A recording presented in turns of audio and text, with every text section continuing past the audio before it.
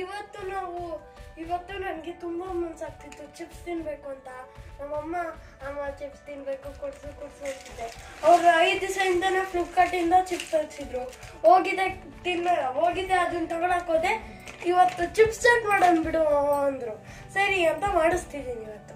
ನೋಡೋಣ ರೆಸಿಪಿ ತಿಳ್ಕೊಳ್ಳಿ. ಚಿಪ್ಸ್ನ ಈ ಥರ ದೊಡ್ಡದು ಇರುತ್ತಲ್ಲ, ಈ ಥರ ತಗೊಂಡು ಕ್ಲೀನಾಗಿ ಒಂದು ಲೇ ಹಾಕೊಂಬಿಡಿ. ಬರೀ ಚಿಪ್ಸ್ ತಿನ್ನೋ ಬದಲು ನೀವು ಈ ಥರ ಮಾಡ್ಕೊಂಡು ತಿನ್ಬೋದು. ನೋಡಿ, ಇದ್ರ ಮೇಲೆ ಸ್ವಲ್ಪ ಫೈನಾಗಿ ಚಾಪ್ ಮಾಡಿರೋ ಆನಿಯನ್ ಹಾಕೊಂತೀನಿ.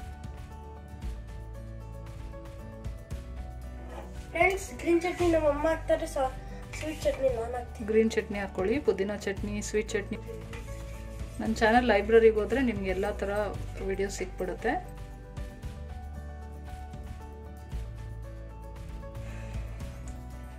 ಫ್ರೆಂಡ್ಸ್, ಯಾರ್ಯಾರಿಗೆ ಮ್ಯಾಗಿ ಮಾಡೋಕೆ ಬರುತ್ತೆ ಕಮೆಂಟ್ ಮಾಡಿ ತಿಳಿಸಿ.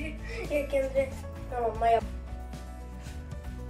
ಸಾಲ್ಟ್ ಚಿಪ್ಸಲ್ಲೂ ಇರುತ್ತೆ. ನಾವು ಈ ಮೇಲ್ಗಡೆ ಗಾರ್ನಿಷ್ಗೆ ಹಾಕೊಂಡಿದೀವಲ್ಲ ಆನಿಯನ್ನು, ಟೊಮೆಟೊ, ಇದೆಲ್ಲ ಇದಕ್ಕೋಸ್ಕರ ಸ್ವಲ್ಪ, ಮತ್ತೆ ಸ್ವಲ್ಪ ಚಿಲ್ಲಿ ಪೌಡರು.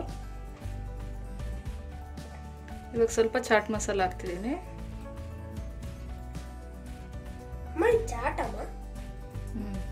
ಚಿಪ್ಸ್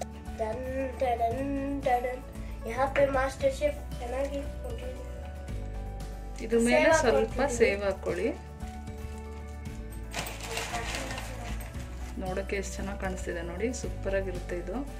ನೀವು ಬರೀ ಚಿಪ್ಸ್ ತಿನ್ನೋ ಬದಲು ಈ ಥರ ಮಾಡ್ಕೊಂಡು ತಿನ್ಬೋದು. ತುಂಬ ಸಿಂಪಲ್ ರೆಸಿಪಿ ಇದು.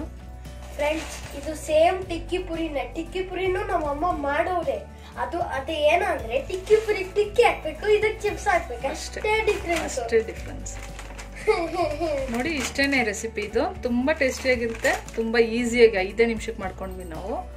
ಚಟ್ನಿ ಒಂದು ರೆಡಿ ಇದ್ರೆ 5 ನಿಮಿಷಕ್ಕೆ ಆಗ್ಬಿಡುತ್ತೆ. ಈ ರೆಸಿಪಿ ನಿಮ್ಮೆಲ್ಲರಿಗೂ ಇಷ್ಟ ಆಯಿತು ಅಂತ ಅನ್ಕೊಂಡಿದ್ದೀನಿ. ಇಷ್ಟ ಆಗಿದ್ರೆ ಲೈಕ್ ಬಟನ್ ಮೇಲೆ ಕ್ಲಿಕ್ ಮಾಡಿ. ನನ್ನ ಚಾನಲ್ ಇನ್ನೂ ಸಬ್ಸ್ಕ್ರೈಬ್ ಮಾಡಿಲ್ಲ ಅಂದರೆ ಪ್ಲೀಸ್ ನನ್ನ ಚಾನಲ್ ಸಬ್ಸ್ಕ್ರೈಬ್ ಮಾಡ್ಕೊಳ್ಳಿ ಫ್ರೆಂಡ್ಸ್. ಮತ್ತೆ ಸಿಗೋಣ ಇನ್ನೊಂದು ವಿಡಿಯೋದಲ್ಲಿ. ಅಲ್ಲಿವರೆಗೂ ಟೇಕ್ ಕೇರ್. ಇವಾಗ ನಿಶಾಲ್ ತಿಂತಾನೆ.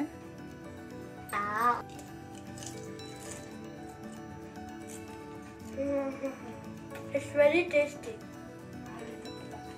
ನೀವು ಇದನ್ನು ಟ್ರೈ ಮಾಡಲೇಬೇಕು, ತುಂಬ ಚೆನ್ನಾಗಿದೆ.